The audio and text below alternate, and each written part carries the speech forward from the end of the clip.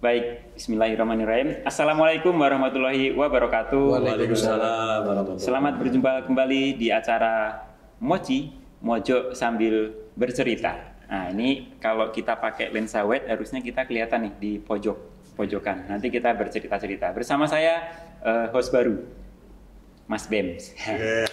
Nah, kali ini kita akan membahas tentang inovasi-inovasi sosialisasi dalam rangka gempur rokok ilegal memanfaatkan DBHCHT tahun 2021. Nah, kawan-kawan, sebagai awalan sebagaimana kita ketahui bersama bahwa DBHCHT 2021 formulasi penggunaannya sedikit berbeda dengan tahun sebelumnya di tahun 2020. 25% anggaran untuk penegakan hukum difokuskan untuk pembangunan KIHT, sosialisasi dan pemberantasan barang kena cukai ilegal. Nah, di bidang sosialisasi, salah satu pemerintah daerah di wilayah pengawasan Bea Cukai Tegal, Pemkab Tegal, pemerintah Kabupaten Tegal, mempunyai inovasi unik, menyelenggarakan sosialisasi dalam bentuk pagelaran seni virtual. Telah hadir bersama saya para aktor pagelaran seni virtual, sudah hadir di tengah-tengah kita. Terima kasih sekali tamu agung di acara Moci kali ini.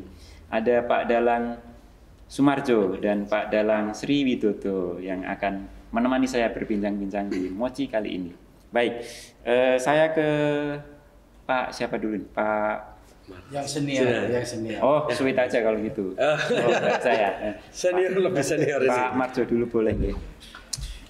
Pak Dalang Marjo ini pimpinan atau pentolan Pak ya? Pentolan apa Pak? Bukan pentolan sate. Pentolan dagelan Putra Punduh. Betul Bang ya? Nah, kurang ini lebih. Nah, lebih berapa? Nah, ini kira-kira Pak, kok bisa terbentuk dagelan Putra Punduh itu dulu asal mulanya gimana? Soalnya kalau saya amati dari wajah, seharusnya wajah Pak Marjo ini nggak lucu. Tapi sangar. Monggo Pak, gimana Pak asal mula dagelan Putra Punduh ini Pak? Dagelan Putra Punduh itu sudah ada sejak akhir 80-an hingga akhir 90-an. Berarti foundernya Pak Marjo bukan? Iya. Oh, foundernya Pak Marjo. Sudah tua berarti Pak Marjo ya? Alhamdulillah. Kali manen. Ini founder dagelan Putra Punduh kawan-kawan. Monggo Pak dilanjut Pak ceritanya. Terus sempat vakum karena berbagai hal yang menyangkut waktu itu suasana politik lah. Mungkin dagelan Putra Punduh terlalu gimana Pak masuk ke politiknya? Sarkas atau bukan politik dalam artian politik praktis, bukan. Kan berarti waktu itu karena eranya reformasi, sehingga segala sesuatunya itu kalau yang nggak cocok ya penentangannya itu keras. Tahun berapa itu Pak berarti? 98. Makanya udah mengalah sementara, vakum dulu, terus bangkitkan kembali awal 2019. Dagelan Putra Punduh. Sebenarnya artinya apa itu Pak? Punduh ya yang saya nggak tahu artinya. Punduh itu diambil dari desa.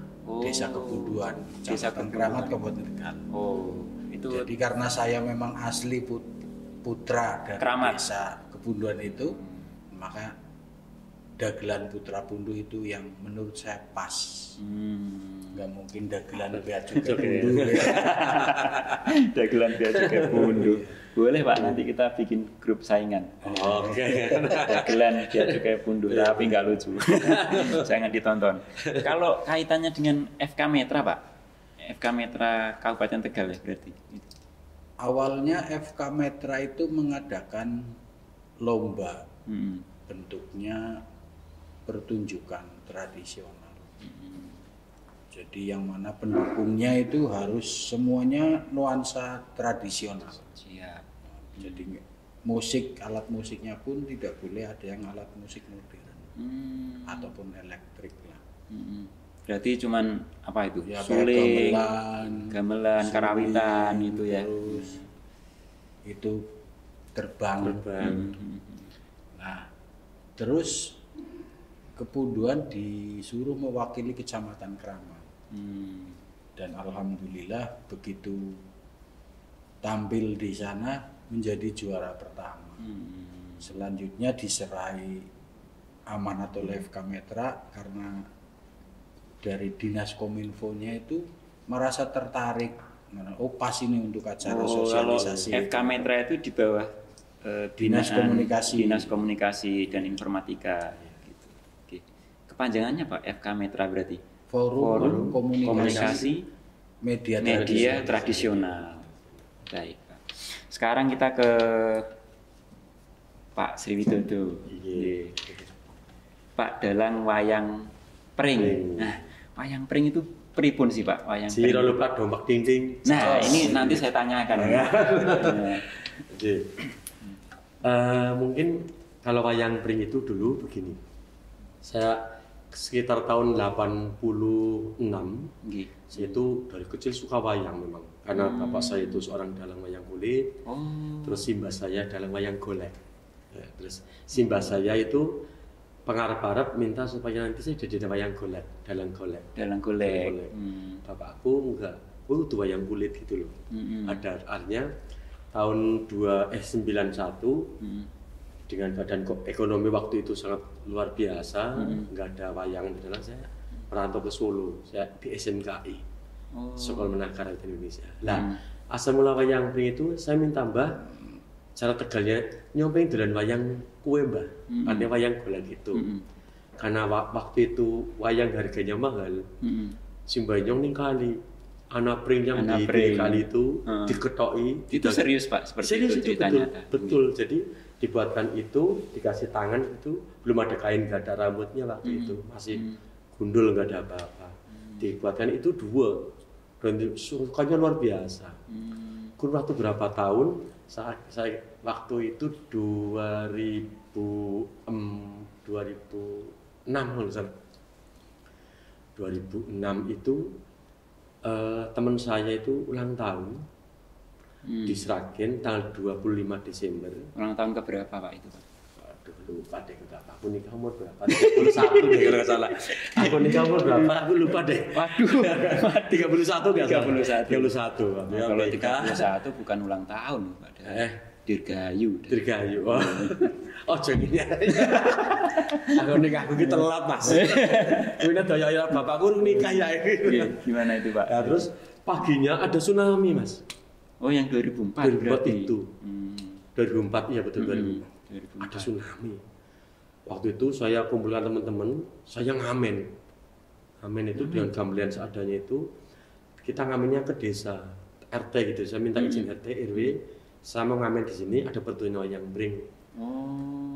Kerjasama dengan BKKT UNS waktu itu. Sinta Juna sing ayu Mas. Nah, Sinta Dewi, ayu. Teman-teman jadi wah, waktu itu kebetulan namanya EN.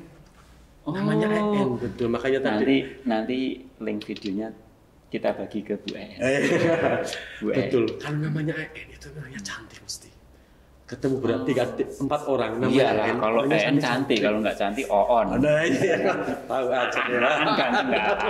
Aan ganteng. Ketemu itu bajunya ngamen, dapat berapa saya kirim ke Solo Pos langsung ke Aceh waktu tahu. Saya tidak beli mas spesial pun langsung jadi yang udah dapat berapa 1 juta berapa serahkan ke pemuda situ Karang Taruna untuk dikirim ke Solo Pos. Kurang waktu tahun 2005 saya mulai naik wayang pring itu di DPS. Setelah itu 2010 saya pindah ke Tegal, pulang ke Tegal. Tegal tahun 2015 kita mulai awal betul-betul besar itu wayang pring di Taman Mini. Kita Taman Mini di Jakarta. Perwakilan Kabupaten Tegal, pentas di sana. Di sana. Nangis Pak, sedih Pak. Tisu. sedih. Alhamdulillah ceritanya. Iya, banyak.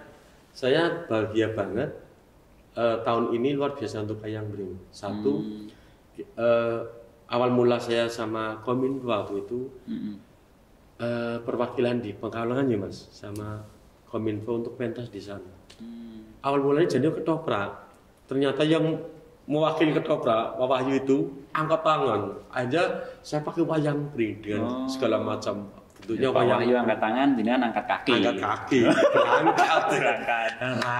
Boleh. Ketemu kakak Ngenyong sing gandeng dewek Mas Marjo. Oh, ketemu di Pekalongan tadi. FK Mitra. FK Mitra. Tahun kemarin 2020. Oh, Alhamdulillah. saya kira teman dari kecil. Aku nek kecil kayak sebenarnya tuh piye, Mas. Tapi untung Pak Sri ketemunya kemarin. Coba dari dulu. awal gitu kan. Aku pilih tunggu pada gitu. Kalau backgroundnya Pak Sri Widodo sendiri pernah mengenyam pendidikan dalang atau iya sepertinya itu? Sebetulnya saya jalur. Saya itu cita-citanya jadi penari sebetulnya. Penari. Betul. Pasti idolanya ini nih. Yang penari Bagong. Bukan. yang dari Solo itu Didi. Oh, Didi Anin Cawok itu Jogja. Oh, itu Jogja. Di Jogja. Kalau Solo Didi Kempot ya. Didi Kempot. Oh, itu penyanyi. campur sehari. Oh iya, campur sehari. Saya masuk SMKI jadi karawitan sama bapak dipaksa. Aku mau. Aku pengen mau kudu tari, Pak. Ya ora karawitan mau minta pedalangan, ditolak mentah-mentah sama bapak. Ternyata ketika saya masuk karawitan, kelas loro wis oleh golek duit, Mas. Nang bui wayangan. Pamrih ben bapakku wis ora ngirim meneh. Sekolah dewe dan itu terjadi betul. Sampai saya lulus kuliah, sampai entuk wong Solo toh. Entuk Solo betul hanya ketemu bentuk Berarti cuma satu. apa niku? Untuk wong Solo berarti cuma satu. Nek dua kan duet. Berarti. Nek tiga Ini apa? Trio. Oh. Nek empat Catur. kuartet. Berarti cuma satu dapatnya. Cuma satu Solo. Dapatnya. Memang istri satu aja. Satu aja. Satu di sana. Satu di Solo, satu di Balamoa. Tapi orangnya ya itu aja. Ya, itu orangnya itu aja. Okay. Baik. Jadi kenal sama Pak Marjo memang tadi di FK Mitra. Terus saya penasaran kan turun ya Pak ya dari mbahnya dalang wayang kulit. Kulit. Terus mbah wayang golet, bapak wayang kulit. Nah, kira-kira nanti dari garisnya Pak Sri Widodo Ana tak bebaskan. Bebaskan mau kemana? Tapi saya kemarin dapat info rahasia katanya yang berada di sebelahnya Pak Sri Widodo yang si Curlong itu toh. Iya, anak cewek kelas berapa itu Pak? Itu kelas 6. Kelas 6 SD ya? 6 SD. Itu putrinya jenengan? Putri saya. Itu memang dulu sebetulnya anaknya pengennya lanang loh. Ternyata perempuan tak namanya dia itu si Nimas Gali itu. Namanya Nimas. Dia memang dari kecil dari manapun ikut saya terus. Tapi nyindennya udah memang luar biasa ya. Pak Marjo itu enggak nyangka loh Pak Marjo. Saya kira anak SD itu bisa nyinden seperti itu memang darah seninya luar biasa, saya akui. Memang dia itu dari kecil kelas 1 SD itu kalau ada gamelan dia suka. Tidak saya paksa emang. Terserah kamu, terserah. Tapi sementing aja maksa kena anak sakar muda ini kayak cunong nih. Itu panggilannya. Panggilannya cunong. Baik kawan-kawan, itu tadi sedikit latar belakang dari kedua tamu agung kita ya. Baik, tadi kita sudah kulik-kulik tentang latar belakang kedua tamu kita. Sekarang kita pengen tahu nih, kalau dari Pak Marjo sama Pak Sri Widodo ini melihat cukai atau melihat pegawai bea cukai itu sebelumnya nih, sebelum kita undang ke sini atau sebelum ketemu saya, dalam bayangan Pak Marjo itu seperti apa cukai? Pegawainya. Boleh pegawainya, boleh ininya dulu. Kalau pegawainya ya bayangan saya orangnya tegas. Ini kan tegas ini. Enggak ada senyum. Enggak ada. Aku tetap. Tapi ternyata orangnya humoris. Wah, luar biasa. Sesuai dengan visi misi. Apa itu visi misinya? Visinya agak lupa. Nanti saya ingatkan. Menjadi institusi perpabeanan dan juga terkemuka di dunia. Nah, itu visi kita itu, Pak. Kalau cukai sebelumnya Pak Marjo? Cukai sepengetahuan saya yang Cuma awalnya rokok aja cuman, mungkin ya. Ya pungutan lah yang diambil oleh negara. Awalnya tahunya seperti itu. Ternyata cukai itu ada beberapa karakternya, kayak misalnya cukai rokok, terus etil alkohol, dan etanol ya. Ternyata banyak macamnya. Saya kira juga rokok, apa sih yang tertera di rokok awalnya ya begitu aja, nggak ngerti cukai mana yang asli atau apalagi dengan adanya tiap tahun pita cukainya berubah-ubah, itu sama sekali belum awalnya. Tapi sekarang sedikit paham, sedikit. Kalau Pak Sri Widodo sama kira-kira? Hampir sama, cuma kalau sama nggak usah kesini tadi. Cukai nih, kayak aku ya harus dulu ya. Cukai bayane aku mesti citok, neng laut kalau neng kapal mabur. Arteko barang merono kudu bayar cukai. Terus karena saya ngerti saya itu ya dulu tuh rokok ngerti orangnya cukai nih Mas. Saya nggak tahu sama sekali kalau rokok itu ada cukainya sih nggak tahu sama sekali. Dan ngerti nih aku nih cukai itu tapi kalau ada barang dari luar masuk Indonesia harus ada biaya cukai, ada biayanya untuk itu, kalau kapal mabur itu segala macam. Nah ini kuwi barang anu ternyata ngerokok ya dan itu sangat membantu untuk kita ya. Iya, padahal kalau yang dari luar negeri barang-barang itu bukan cukai malah Pak Sri. Itu malah apa? Kita bea. Oh bea. Kita kan bea cukai. Nah, bea itu kepabeanannya. Itu yang lalu lintas barang dari dan ke luar negeri itu bea. Kepabeanan lah itu kepabeanan. Kalau cukai ya untuk barang-barang yang karakteristiknya tadi ya Pak Marjo. Jadi tahu. Terima kasih Pak. Sama-sama. Oh iya, ini kan acaranya mochi. Oh iya. Ada teh poci. Oh iya, oke. Kita tuangkan atau gimana nih? Cocok lagu nih. Kita tuangkan dulu. Mak di TV ben ya. Bisa nek. Kayak kudune kene dingin cemplungan sana. Cemplungan dingin. Sing gue bingung, kayak nggak wong lorong. Oh lorong. Enggak toh Pak, kan ini buat Pak Dalang Marjo, ini buat Pak Sri. Saya enggak usah. Oh, ini yang masalah. Ya, ada. Bingung. Ada. Istilah pandinung bukan orang logro. Nah ini kita kasih ini. Ya. Nah itu. Bukan tangan siapa tadi? Iya. Pak Marjo yang kecil atau yang besar? Boleh kecil, boleh besar. Asli teh poci gula batu. Asli ini. Waduh kepenuhan nih. Tidak apa-apa lah ya. Tidak apa-apa, sementing ada. Kotor nanti dibersihkan. Iya juga dulu Pak, waktu wayang pring pertama kali di sini itu ya itu dulu kita teman-teman di lelahnya itu punya teman sama teman Bojong. Si Bojong itu dekat Guci. Oh, Bojong yang Kabupaten Tegal. Iya, kan ada juga Bojong yang Kabupaten Pekalongan. Ada Bojongan namanya. Bojong juga, Bojong tok. Oh ya wis. Masa diprotes. Bojong. Iya, sana alhamdulillah teman kita dari sana karena notabene orang gunung, orang yang sopan-sopan enak gitu loh. Bantu wayang pring dari teman-teman SDU gitu. Banyak banget yang bantu kita untuk asistensi wayang pring. Iya, artinya alhamdulillah tahun ini buat kami luar biasa wayang pring Mas. Hanya dengan ada 4 episode ini secara otomatis kita otomatis kita eksis gitu loh. Ono latihan, liyane dhewe aneh wong latihan Mas. Ora ono, enggak ada. Boleh ditelusur dari Surabaya sampai Aceh wis.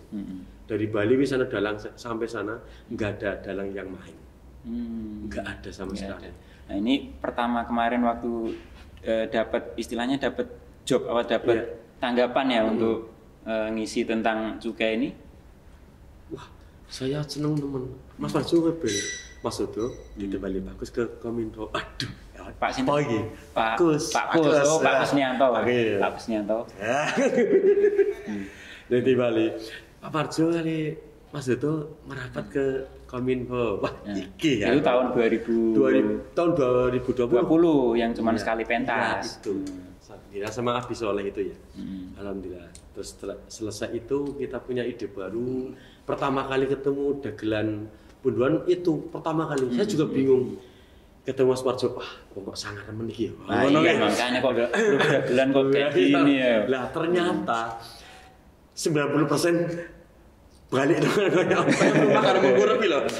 Itu karena mengurangi gitu loh. Wah, ya wes. Tapi alhamdulillah kita ketemu Mas Marjo, aku dianakan banget loh. Teman-teman Sekarang itu sangat ada Mas Marjo yang isi di tengah dan aku koyo kendang depan dan belakang nutup dan ngisi di tengah. Kita harus saling. Yo, secara konsep jadi aduh nemen ya Mas. Aduh banget. Di wayang pringgi notabene senenge serius, guyon sithik tok, serius. Mas Marjo enggak ada satu serius pun. Semuanya Sedetik bercanda. Dagelan iki. Sedetik baru sing serius. Ngomong serius ya, masa nganggo dagelan. Tapi seriusnya bercanda. Bercandanya serius. Serius, iya. Bercandanya serius. Makanya lah iki kok banyak teman-teman yang gumun, kok iso cocok ya ngono lho. Sama dagelan lho. Lho kari sapa sing ngolah dong. Gitu kan. Kaya sambel lho, sambel dipangan sing stok ya ora enak. Terasi tok ora enak.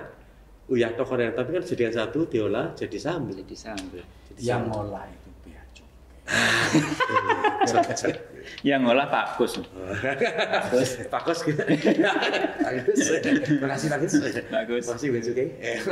Nah, ini yang bikin saya penasaran itu ini Pak. Di setiap pentas itu kan kalau yang saya ingat itu dulu di pentas pertama itu menyebutkan pasal-pasal ya Pak ya. Pasal 54, pasal 55 Undang-Undang Cukai itu.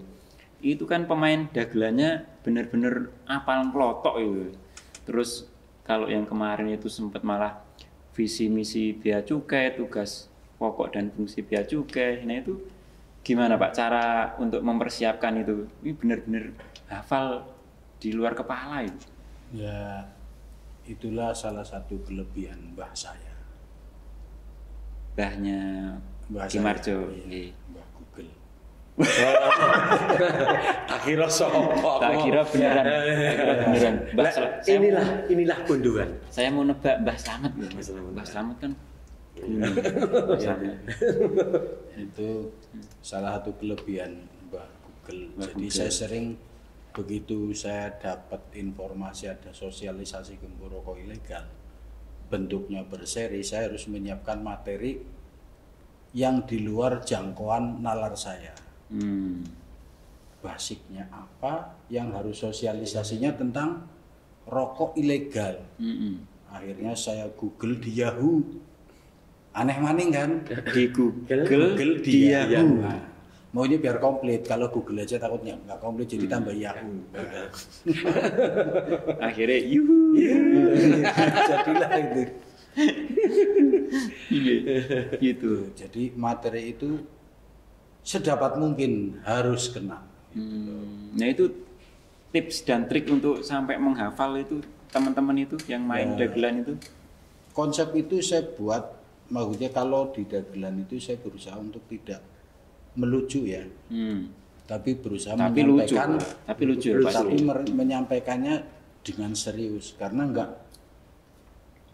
istilahnya enggak semua yang serius itu membuat orang tegang. Tapi ternyata kelebihan orang Tegal, bahasa Tegal yaitu. Nah, jadi Pak Marjo trik dan tips untuk menghafal tadi. Untuk anggota dagelannya itu, ada nggak kalau misalnya dikasih target materi ini harus hafal berapa menit atau berapa jam, berapa hari gitu ada? Biasanya dikasih jeda, naskah turun, reading semua, habis reading 2 kali pertemuan harus sudah hafal. Itu paling kalau di luar ngapalin di bawah Ya. pohon. Tapi yang ada karakter unik dari mereka lah. Nah, gimana itu? Terutama kayak itu yang Kliwon itu. Oh, yang Kliwon itu kalau nggak salah yang Hansip. Bukan ya?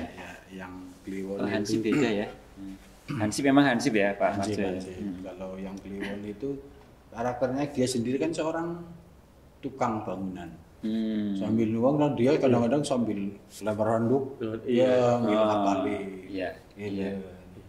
Hansip malah lebih kocak lagi kalau sambil mengapal, sambil ngelas, sambil ya punya karakter unik Iya, iya, tersendiri lah mereka pada. Apa kesehariannya itu? Ya memang kesehariannya Itu.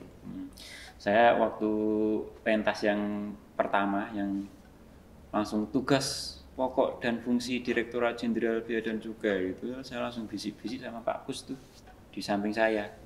Pak Kus, hafal di luar kepala. Oh iya, hafal di luar kepala. Saya juga sama Pak Kus, hafal di luar kepala. Lupa gitu. Menurut saya itu luar biasa. Nah itu tentang persiapan. Nah sekarang kalau misalnya saya ingin tahu nih harapan ke depan tentang dana cukai. Nah, kalau dikaitkan dengan kesenian tradisional, pripun Pak Marjo? harapannya ya seperti yang modern Yontek ya. Ya harapannya ya sosialisasi ini biar sampai ke akarnya lah, akar permasalahan. Jadi dari sisi pedagang, dari sisi produsen juga biar sampailah ke sana. Apalagi ini disiarkan ini ya Pak Marjo ya lewat platform media sosial ya di Platform medsos yang notabene itu bertahan selama orang itu masih bisa menikmati medsos. Iya, zaman sekarang kan zamannya media sosial ya Pak Marjo ya. Mudah-mudahan mengena gitu ya Pak Marjo. Iya. Kalau dari Pak Sriwidodo, Apa nih? harapannya tentang ke depan ini seperti apa? Dana cukai misalnya pemanfaatannya untuk apa gitu?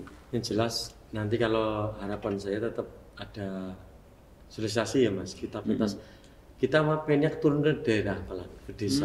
Artinya gitu. iya karena kebanyakan mohon maaf tidak mesti tapi kebanyakan yang beli rokok ilegal itu wong desa malahan. Cari yang murah gitu loh. Iya, Cari yang murah. penting ngebul. Yang penting ngebul. Aku udah umpamanya 3.000, 5.000 sentok rokok sebungkus gitu loh. Enggak tahu legal apa ilegal ora urusan. Penting iso tuku rokok, wis sudah bersyukur lah. Yang beliau itu yang harus tahu tentang ini gitu loh. Turun ke desa. Turun ke desa. Turun ke desa kita Tapi masih dalam bentuk pentas. pentas ya, ada pentas artinya satu untuk biar rakyat atau warga itu tahu tentang rokok sehingga yang enggak asli. Yang kedua seni tradisi tetap eksis. Nah ini saya yang kesenggol. Nah itu Pak saya yang setuju. Kenapa pemerintah Kabupaten Tegal saya bilang mempunyai inovasi ya Pak ya, inovasi ya. Ini di samping sosialisasi juga nguri-uri budaya Seni tradisional, tradisi. seni tradisional. Ini kalau nggak diuri-uri kayak gini, mungkin ya lama-lama bisa Nggak ada yang meneruskan. Nggak ada yang meneruskan. Pertanyaannya satu, kalau nggak ada anak-anak muda itu, engkau sih nabuk gamelan sopo? Siapa? Gitu loh. Yang tua itu si penabuk ning Tegal itu udah sepuh-sepuh semua. Kalau nggak ada teman-teman sekarang, mengkau nek dondalan wis nabu sopo? Kalau kita enggak, ya terima kasih sama Bea Cukai ya, Iya. udah peduli sama kami, terutama Sekar Arum, Wayang Bring, tetap Bring. eksis. Ini juga menurut pengamatan saya nih di Indonesia gitu.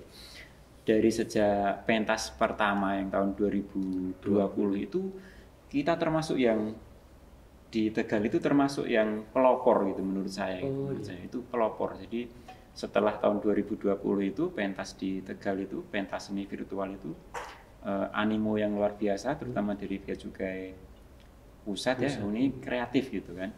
akhirnya sekarang di tahun 2021 ini sudah banyak yang mengikuti jejak itu. Baik itu dalam bentuk wayang kulit maupun bahkan di Pati itu ketoprak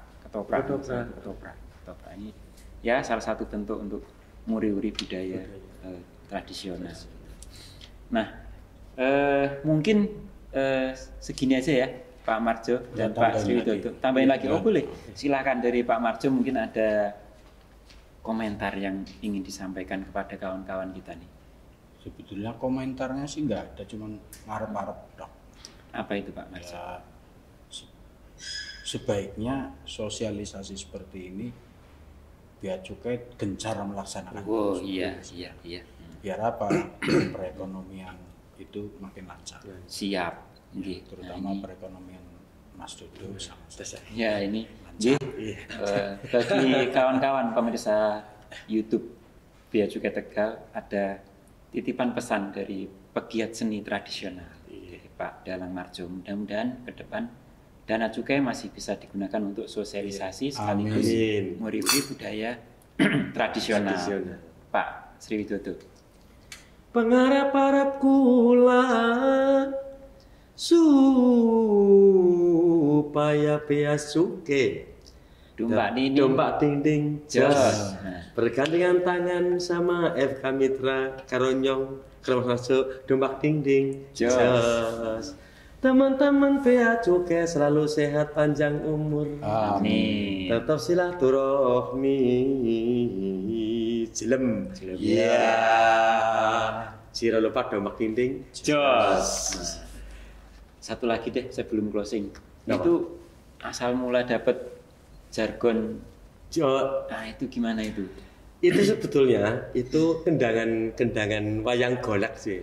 Tonton dompak dinding jos itu sebenarnya jogetan wayang golek. Ternyata kata dompak dinding jos itu bisa ngerakatakan seduluran. Buktinya jenengan kali kulo. Sama Mas Marjo. Siap. Iya kan? Belum kenal loh. Tapi ketika ada Ciro lupa dompak dinding jos, kita satu loh. Kita nggak kenal jenengan dari mana, maksud dari mana, nggak tahu. Tapi ketika ada kata itu, mau tidak mau pasti dompak dinding jos ini gemuyu. Itu pasti. Itu jadi ada itu caranya apa ya? Salam panggung. Nggak ada arti khusus. Iya. Nggak ada. Memang itu mantra itu, nggak ada. Bukan. Itu limeng rakatakan seduluran. Mungkin kita harus sedulurannya akeh, rezekinya akeh, umurnya dawa. Saya penasaran karena di pentas pertama itu begitu saya lihat live streaming YouTube-nya, komentarnya itu pokoknya dompak dinding jos. Itu. Jadi gitu ya Pak Sriwidodo. Closingnya pengharapannya seperti itu. Ya mudah-mudahan DBHCHT tahun 2022 mendatang dan tahun-tahun berikutnya tetap bisa digunakan untuk sosialisasi dalam bentuk pagelaran seni yang sekaligus nguri-nguri budaya tradisional. Amin. Ya, demikian kawan-kawan Moci untuk edisi kali ini bersama dua tamu agung saya, Pak Dalang Ki Marjo dan Pak Dalang Sriwidodo. Saksikan pentas seni virtual Wayang Pring dan Dagelan Putra Punduh dalam rangka sosialisasi gempur rokok ilegal. Live-nya besok ya, Jumat malam, tapi bisa disaksikan terus di channel YouTube-nya Bea Cukai Tegal di sini, channel YouTube-nya Pemkab Tegal, di channel YouTube-nya FK Metra dan Guyon Bocor Halus. Nah, mudah-mudahan bermanfaat untuk kawan-kawan semua. Kita tutup apa nih? Moci bareng. Jangan lupa kalau di Tegal moci bareng. Moci bareng dompak dinding jos. Wassalamualaikum warahmatullahi wabarakatuh.